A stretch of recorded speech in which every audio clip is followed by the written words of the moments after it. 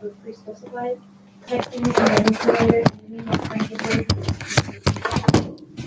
We visit the Parent Community Center during open hours to see if Miss Fallon would have any questions. She can also be reached at the office phone number at extension 111. Moving on to RHS basketball. Both teams played Mammoth on Monday. Boys won 77-57 and girls won 62-15. And both teams will play Cassidy at home on Friday. Soccer, both teams played Bishop last Thursday and they both lost. Boys lost 4-2 and girls lost 9-0. But they played on Monday and boys won 9-0 and girls won 14-0. Wow. Redemption. Cadet Corps held a promotion and award ceremony as well as recognizing their commander for next semester, Melanie Foster. They'll have another ceremony in January to recognize promotions and awards, but that date is to be determined. Captain Wallace would like to formally apologize for not getting the information about the promotion ceremony to Ms. Gaines and the board earlier. It was put together on short notice so that it did not interfere with finals. Mr. Nodman has asked me to share that 50 students from Ms. Tinch's STEM class on Monday, December 4th, came to the high school and toured the CTE programs. They were broken into groups and were able to hear from Mr. Clayson for studio recording, Mr. Armstrong for video production, Ms. Cox for ag classes, Mr. Riley for auto shop and welding, Mr. Eisenzimmer for manufacturing and design and construction trades, Ms. Cambalisa for Hope Squad, and Ms. Stoner, who is currently subbing for Ms. Irving's medicine classes. They also saw a presentation from Captain Wallace in the Cadet Corps. 4 seniors are graduating early this semester, and 2 of them are valedictorians. Vanessa Ponce was awarded a $5,000 scholarship from the CFW Foundation. The deadline for many scholarships and college applications is rapidly approaching, so be sure to visit the Student Center for information about available scholarships. Noemi Covarrubias was accepted to and will be attending Houston Christian University. And then I was accepted to and will be attending Montana State University. And Merry Christmas and Happy 7th Night of Hanukkah. Thank you. Thank you. Sunny, one moment. Mr. Wexler, Yeah. are we online? Yes. Okay, The new link. Joyce just. Yeah, I'm trying to reach him. The new link is on the website. Let him know. Let's see if I can reach you. Okay.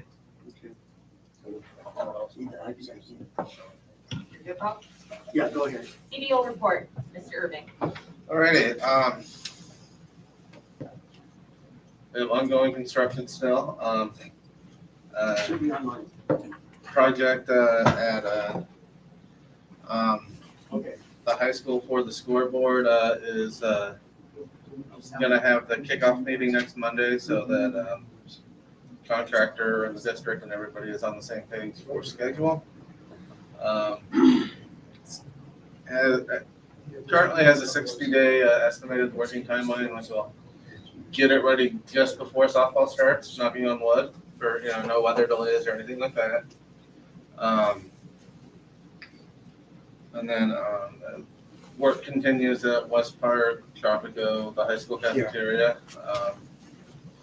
Construction will continue during the holiday break with brief delay for the actual holidays themselves, but it won't be totally shut down. The high school will have a boring project where they bore under the.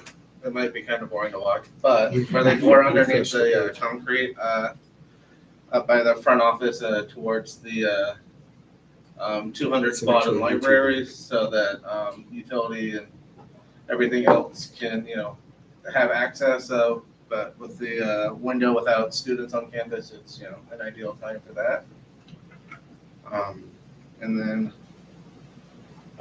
tonight I'll be presenting the first interim for this year. I've had a little bit of a curveball thrown at us And then see where it says new in link. the last few weeks with the legislative analyst office finally sending out their report based off of the Sure. tax revenue for fiscal year 22-23. So I'll delve more into that a little bit when I get into my PowerPoint. Thank you. Thank you. Assistant Superintendent of Instruction and Curriculum, Dr. Mendez. Hey, good evening, everyone. Here in the boardroom and families that are joining us online. We had our Ethics Studies Committee meeting today, where we continue to review an ethics study model and generate ideas for continuing to work on the development of District Lens. That next studies committee consists of different stakeholders. We'll have our next meeting on Wednesday, January 10th, 2024. We also had our District Advisory Council meeting today, our DAC meeting, and we went over different highlights and reports from the school sites, as well as obtained input for the new cycle of the LCAP, the Local Control and Accountability Plan. So that's what we did in regards to our DAC meeting. And then on December 12th, I participated in a Recentering California English Language Arts and English Language Development Framework webinar series.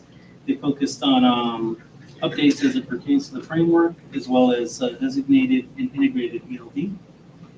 Upcoming professional development next year in January.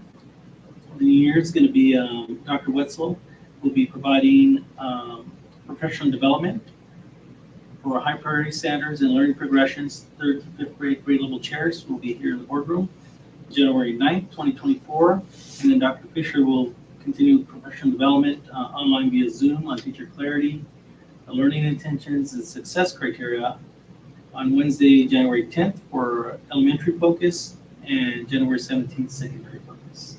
That concludes my report. And then happy holidays to everyone and the new year. Thank you. Assistant Superintendent of Special Education, Teacher Personnel. Hello, everybody, and welcome. I really don't have a lot to say today. We're just kind of winding down and preparing for break. So happy holidays to everyone. I hope they're all safe and blessed and enjoy your break. That's it for me. Associate Superintendent of Human Resources, Mrs. Hargis. I too don't have a lot tonight, but I just want to wish everybody a Merry Christmas and hope that everybody has a great time off and, gets time to rest and, enjoy their family and whomever they spend the holidays with and back ready in January to finish off the school year. Superintendent's report, Ms. Gaines. Well, good evening. Welcome, everyone. Welcome all of those who are joining us from home. Thank you, John. It's always a pleasure to meet with you as well. I look forward to our monthly meetings. Tomorrow, the cabinet has our visit to West Park Elementary School, and we're looking forward to visiting Mr. Holmes and Ms. Ammons, Mrs. Ammons, and all the faculty and staff there, and getting to see all the wonderful things going on at West Park. I also met today, Robert and I met along with Ms. Davies with our risk management team at JPA, and it's always great to meet with them and make sure that we are following procedures and protocols for all sorts of areas, including making sure our kids are not outside when it's freezing cold and when they need to be inside. So we have a safety meeting tomorrow, and I hope everyone is able to attend the safety meeting, and we will review some of the issues that we talked about in the past with regard to making sure our campuses are protected and from outsiders, and also looking at things that we need to address, especially during the winter months. So I'm excited about that. I also want to take this opportunity to just wish everybody, a peaceful and enjoyable holiday with family and friends, and hopefully no one gets sick during that time. And I'm not talking about you, Patrick. Really, I'm not. But anyway, I do wish everyone, I don't want to get sick myself. I have a tendency to get sick when I'm home. So, I wish everyone a wonderful holiday, all of our parents and all of our students and community members out there. So now, Madam President, I will present the attendance awards for November. Yes, ma'am. November. Okay.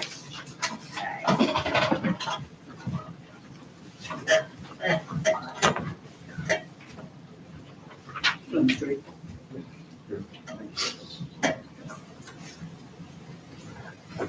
The great thing that, with the exception of one school, Mr. Bajna, everybody's attendance went up in November, and this is really good to see. December is always a tough one, but November, everybody's attendance went up, so I'm very, very excited about that. So, best elementary attendance with 93.70%, West Park Elementary.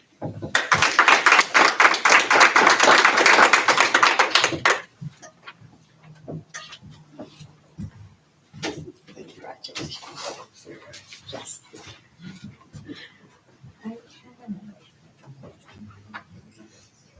Best attendance secondary, even though there was a slight decline, Mr. Bajnath, still with 92.03%, Roseman High School.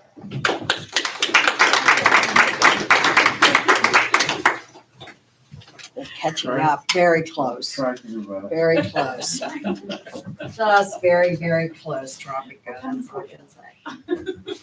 And the most improved this month of November, they grew 1.88%. And I don't see anyone here. No. Rare Earth High School. Yeah, so we'll make sure Nino gets this. So I just wanted to encourage everybody. I met with A2A recently, and our attendance is doing better. Typically, December, we see a huge decline in attendance, December, early January, but please encourage your kids. Make sure that all of you who are winning get the ice cream parties, and we're doing things on site to promote good attendance in our students.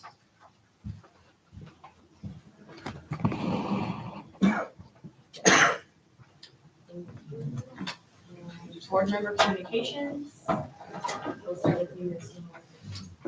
Well, thank you everybody for coming out. I don't think I have much tonight except have a good Christmas break and a happy holiday.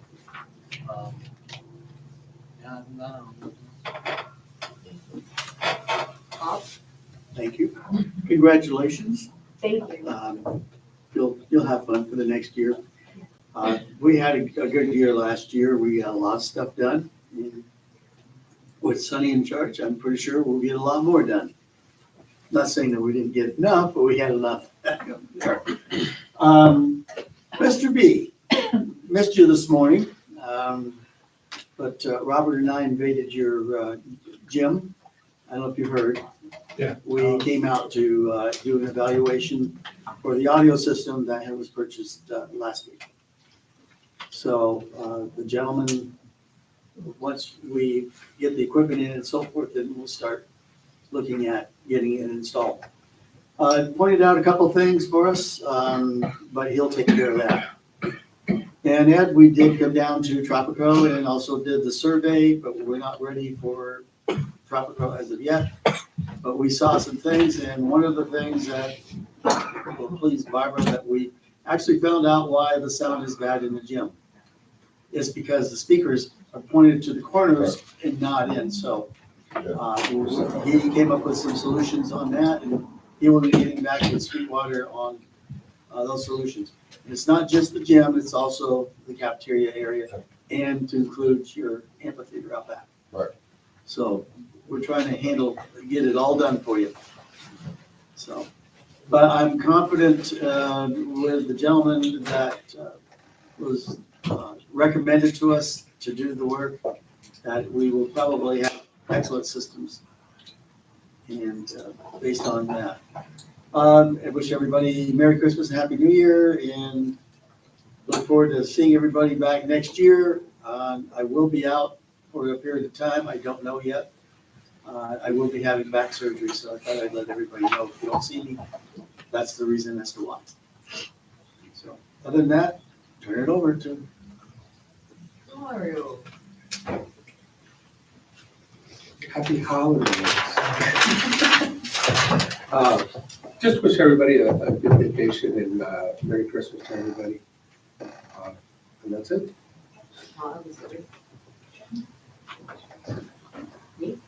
Yay, hello guys, good to see you guys here and there. I want to say happy holidays. I did get the opportunity to see the first graders at West Park, sing their little hearts out and sing all the Christmas songs. They were so stinking cute. They've done like a great job with them, making sure that they knew all the signs and were singing. They were just really adorable. I also made it to the dance at West Park, and it was a lot of fun. I think we could learn from a lot of things that went on there. Like we just need more presence, more adult presence. Like, hey, stop running around, don't flip, stop all that. But I feel like the kids had a really good time, and hopefully we can do more things like that that brings the family out and everybody has a good time. But we need to let them know, hey guys, like this isn't babysitting. Like you gotta watch your kids. Y'all gotta watch your kids. Like, they were going crazy, but they had a lot of fun. But that's all I have. I hope everybody has a happy holiday. What is it? Happy Hanukkah, Merry Christmas, Happy Kwanzaa, whatever you celebrate. Be safe. Subcommittee communications? Nothing today. Okay. Comments from the public? None. Great. Consent items A through D. Any questions? Do I hear a motion? I'll move that we accept the A and D on consent items.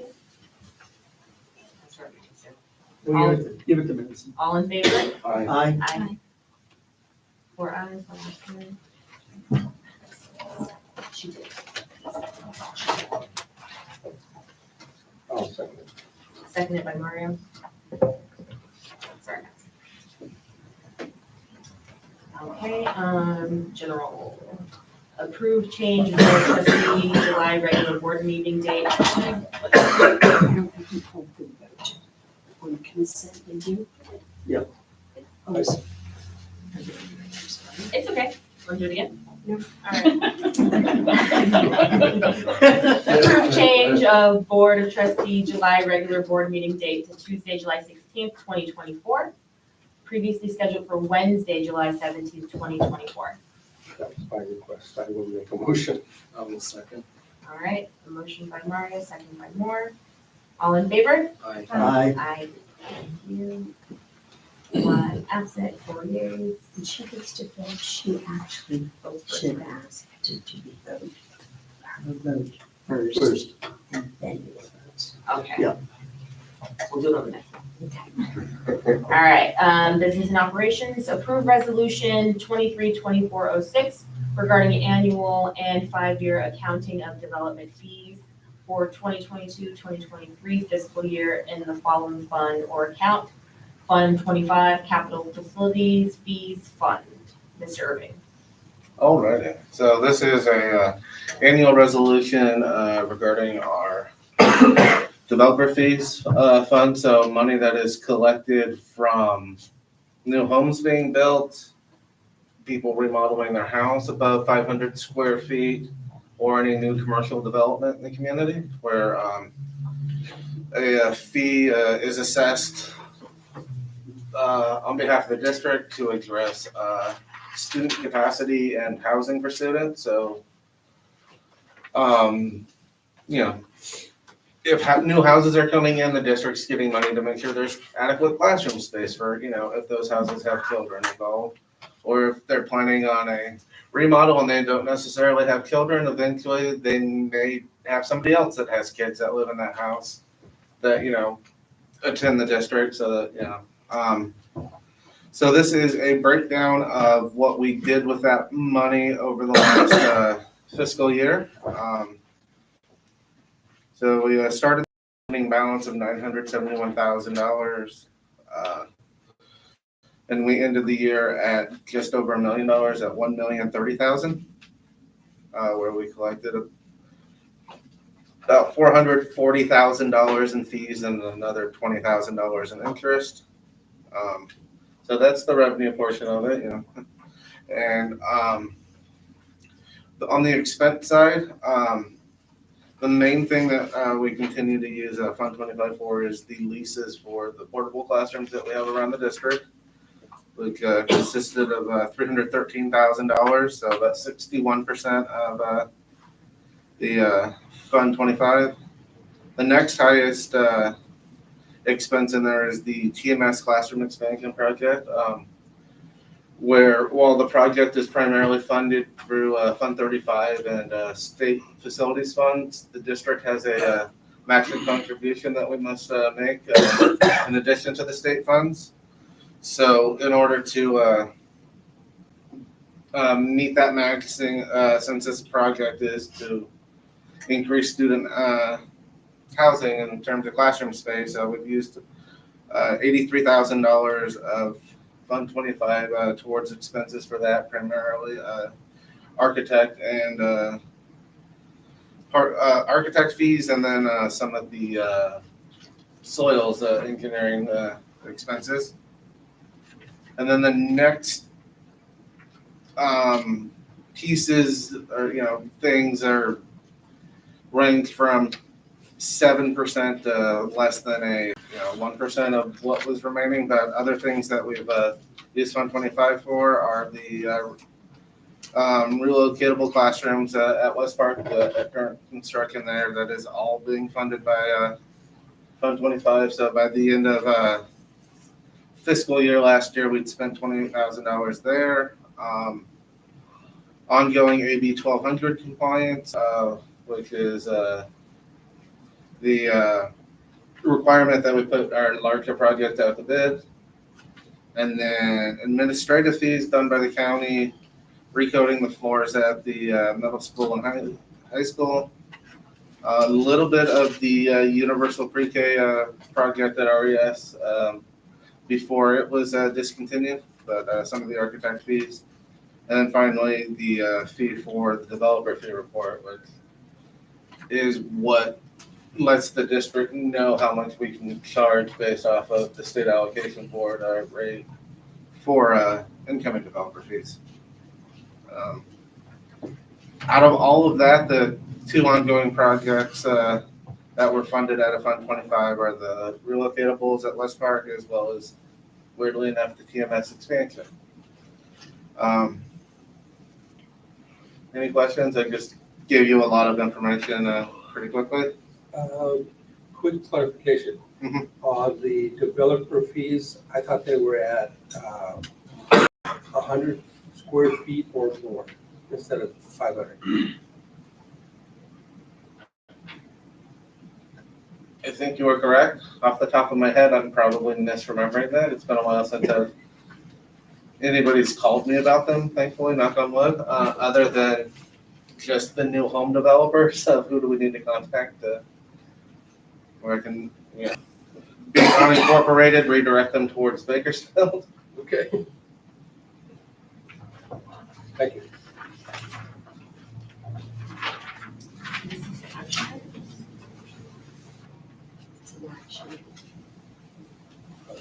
Resolution we have to vote on.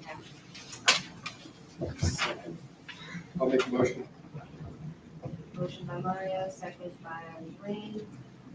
I will let you vote first. Aye. And all in favor? Aye. Aye. Aye. Or aye. Vote. Okay, first interim report, Mr. Irving. Ready, I'm gonna stand up for this now.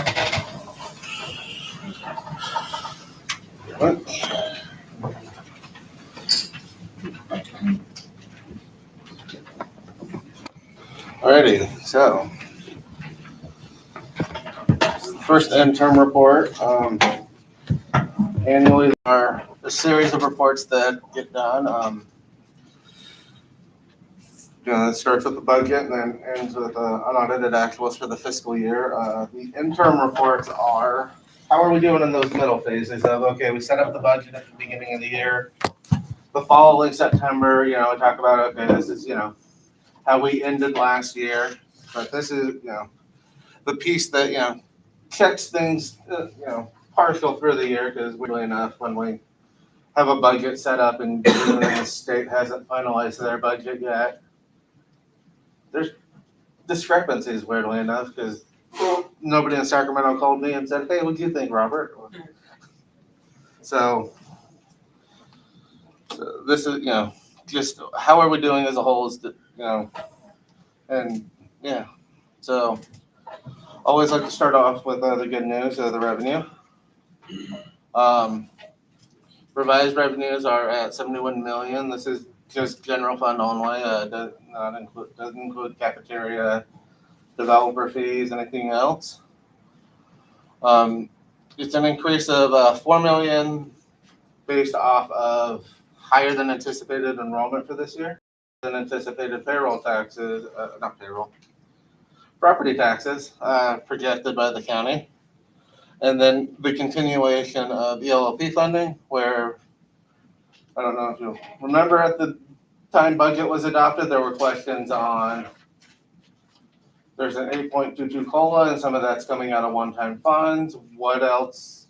What other programs is the state going to pull from to be able to fund that? Where wasn't sure if ELLP was going to be impacted. It turned out to be another grant program, two other grant programs were impacted versus the Expanded Learning Opportunity Program funding. So, our unrestricted revenue, so our just property tax, our EPA, our supplemental and concentration dollars from the LCAP. So that extra money we get due to our unduplicated pupil percentage. They're based off of the LCFF calculations. So there's a calculator that FICMAT puts out that takes our historical data, takes what's given them, and it turns into local data entry. And then thankfully for me, a lot of formulas are filled in and numbers are populated that I don't have to sit and go through all of the ed code myself to figure out, okay, what percentage of what goes to where. So, and then our restricted funds include a little bit of what, the remaining pot of money for ESSER 3 now, where we, went through ESSER 1, ESSER 2 over the last several years. Here, other various pots of funding, as well as our title programs, also known as, our categorical spending is, the technical phrasing of this is the category that this money can be used for. So, teacher development for Title II, English language proficiency for Title III, etc. ADA at the time of filling out the LCFF calculator is estimated to be about 3,336.66. This number will fluctuate and we'll have better information around second interim once we get P1 data submitted at the end of this month, beginning of next month. And then we'll be closer to where P2 is to get a fuller picture of what the true ADA is. Here's a breakdown of the various revenue types where you'll see that, on the other state revenue, big portion of the jump is there, and that's that ELLP funding continuing, and then a little bit of a bump up in the LCFF state revenue. That's where the property taxes are, and the others are more or less flat. They're not quite as dramatic, especially as the other state revenue. So expenditures. Budgeted expenditures at this point are $67,829,000. Again, we're still working through COVID funds and other one-time funds, so it's another area of if we're not using these one-time funds, by the time they expire, we have to give the money back. So it doesn't behoove us to hold on to that money just to then cut a check back to the state plus the interest that's accrued on that money. And then updated supplemental concentration amount with the revised LCFS calculator for recognizing our increased enrollment, and change to ADA is about $13.3 million. So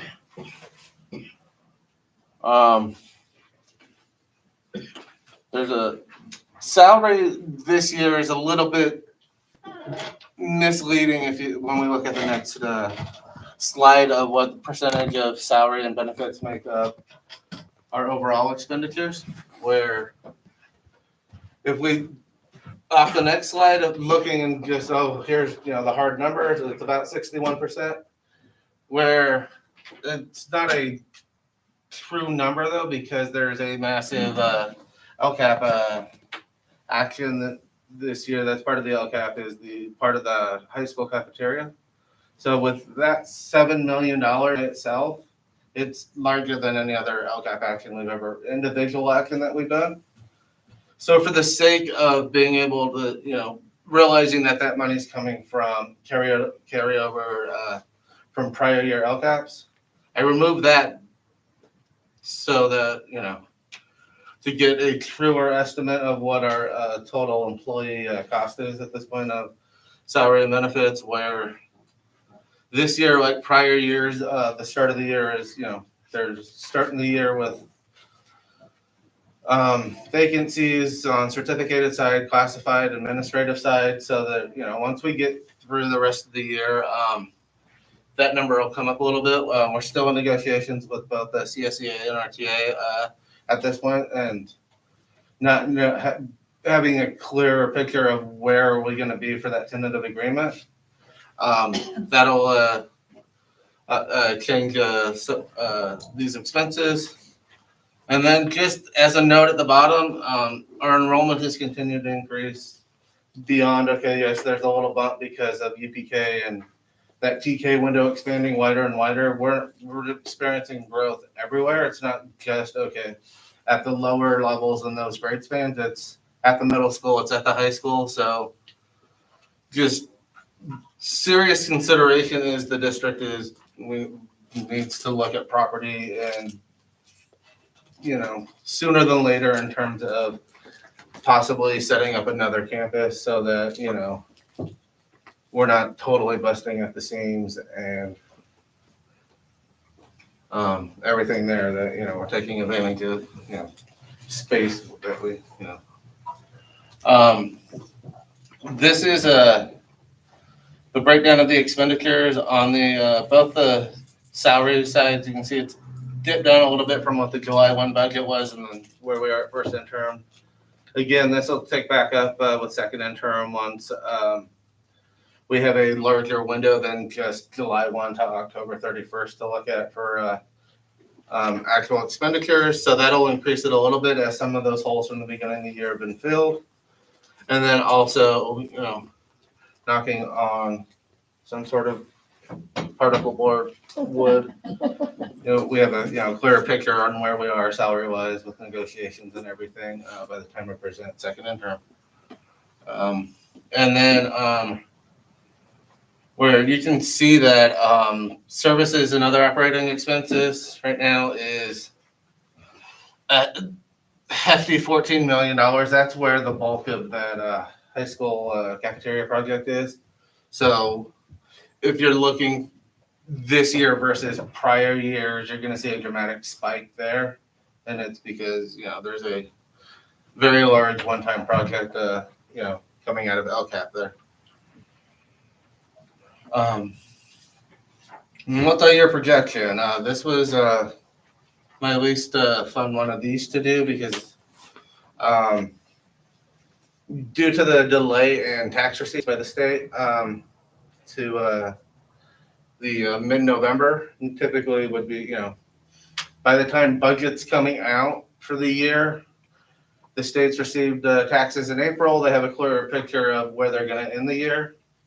This year, there were 2 extensions from the storms. So instead of an April cutoff for taxes, it got bumped back to October, which was in itself kind of, frustrating to be budgeting for a year while the state wasn't entirely sure where they were going to be revenue-wise, given taxes. And then that deadline got pushed even further back from October to November, which delayed the legislative analyst office from being able to release their annual report of what is tax receipts and what does that look like for the state in current fiscal year and going forward.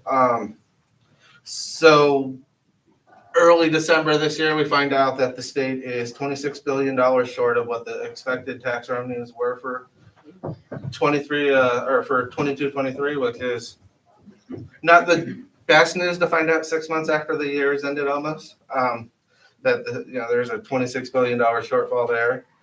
And while the state was projecting a minor deficit for, I'm going to say minor, it's still $1 billion or more, but overall for state economy, not the most serious number. Yeah.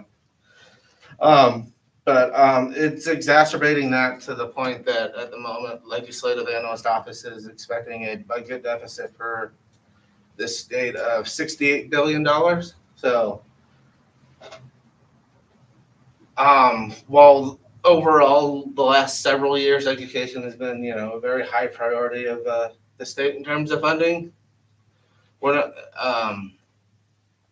not entirely sure what's going to happen. We'll find out next month when the governor does his January presentation of the early stages of the plan for 24-25 of, is the state going to look at pulling money out of reserves? There's money in reserves. There's other mechanisms such as deferrals that could happen.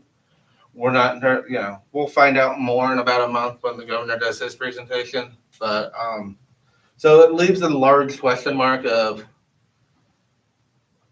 has the other shoe dropped for the last year and a half or so? UCLA, Anderson School of Business has been predicting that the state will enter a mild recession. We're not sure, if the state scales back on spending or starts deferring, if that's gonna, egg that on any further. I was reading this morning that the Fed is looking at cutting interest rates in the future, not currently at the moment, but the next, few quarters, maybe, scaling back a little bit of the interest rate hike that's happened over the last few years as they try to curb inflation, where,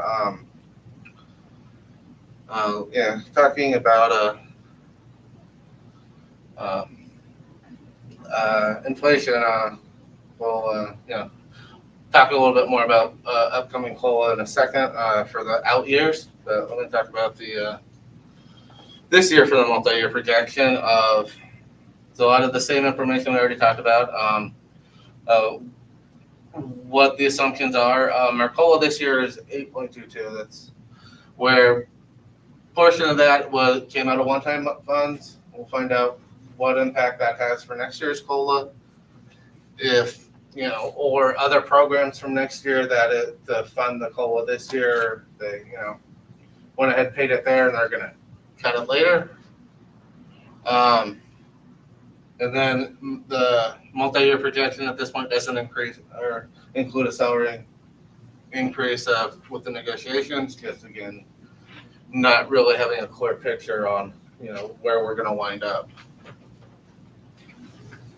And then subsequent year, this is where a lot of the information I just said about the especially next year's deficit, where it comes into play.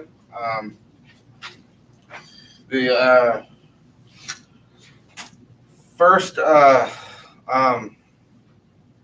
dartboard for the year. So there's a tool that comes out of called the dartboard of what is COLA going to look like for the next few years. What are the STRS and PERS rates going to be? What are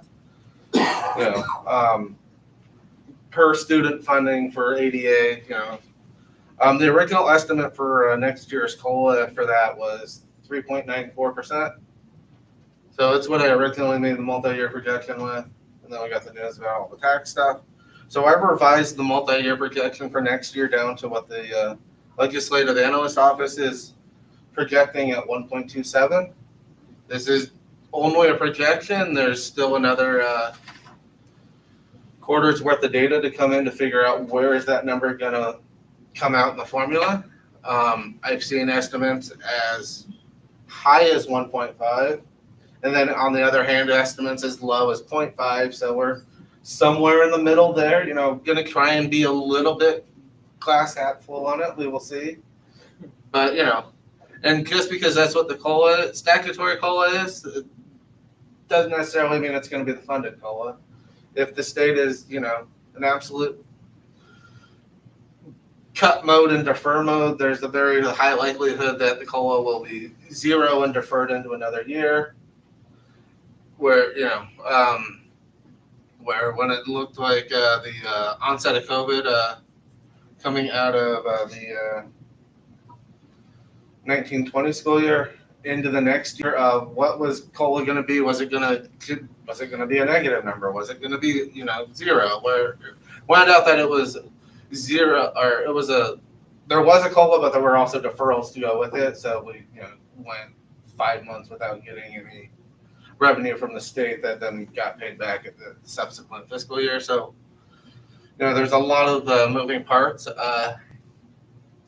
And then step and column increases are estimated at 2 to 3.3% for each of the classified or certificated. And then employee pension increases are based off of what the dartboard's estimate are, and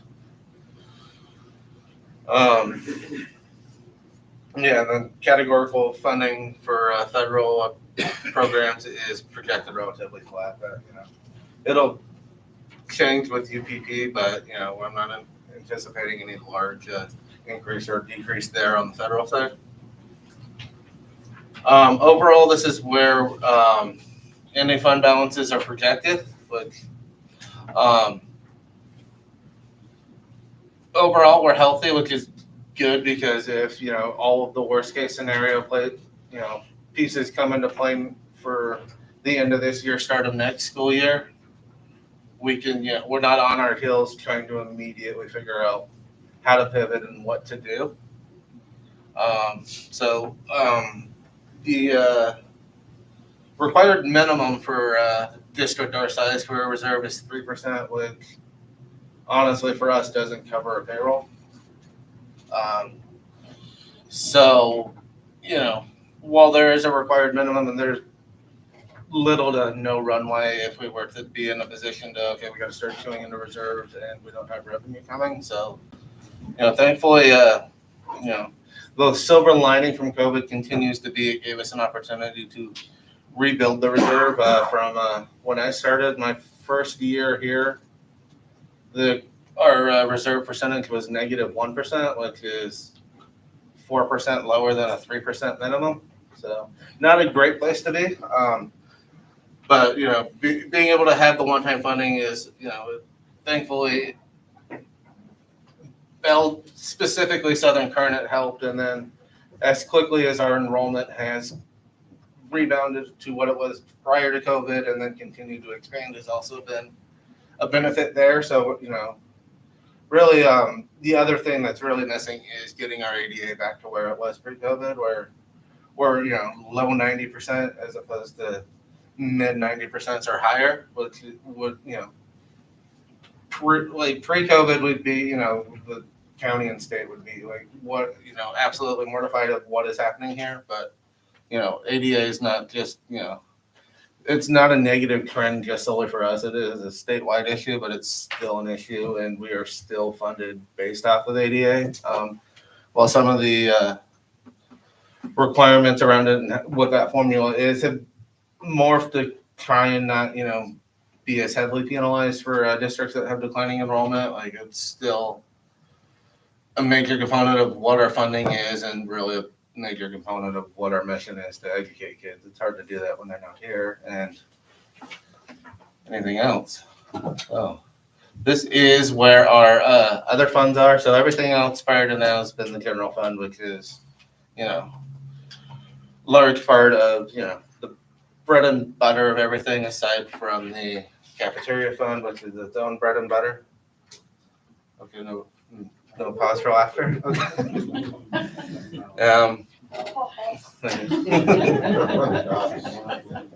Where our Fund 13 continues to be relatively robust and healthy, which is good.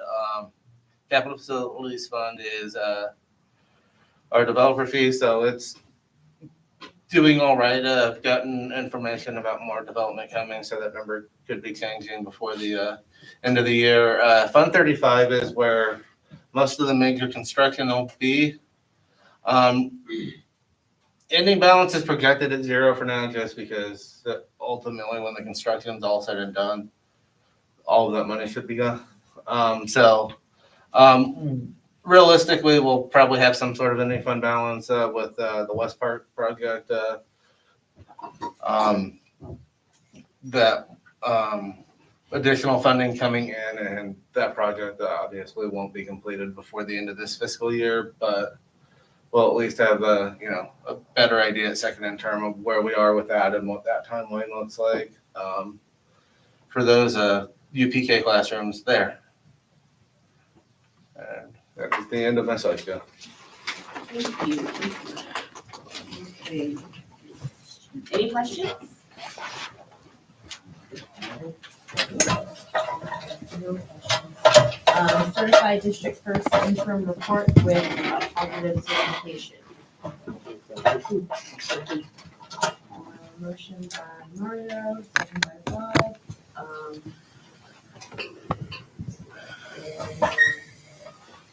Max, I have a question. oh, do you have any? Actually, this is time for the question. What does this mean? The certified district first interim report with positive certification? Are we just basically agreeing that the interim report is correct?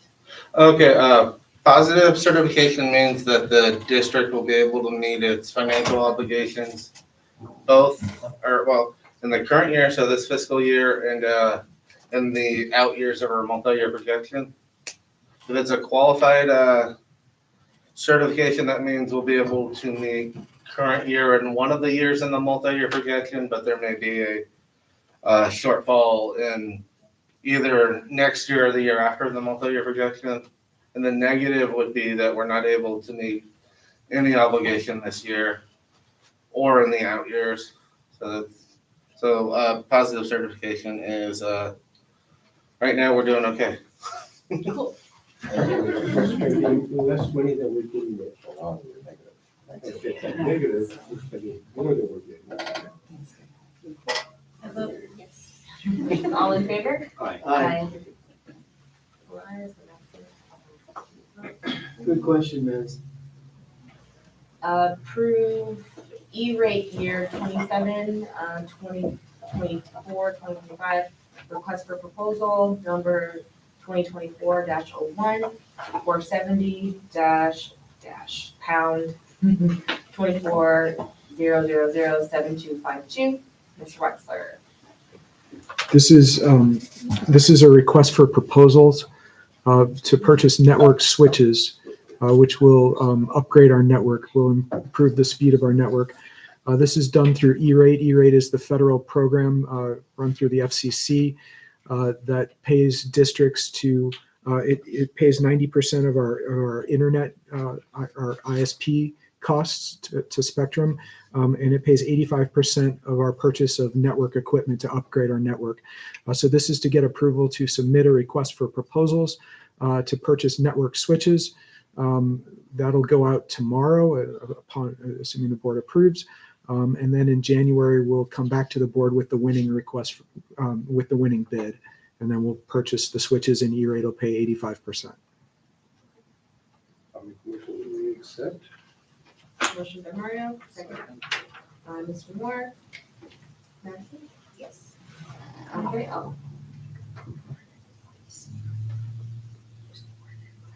Madison, do you have any advice?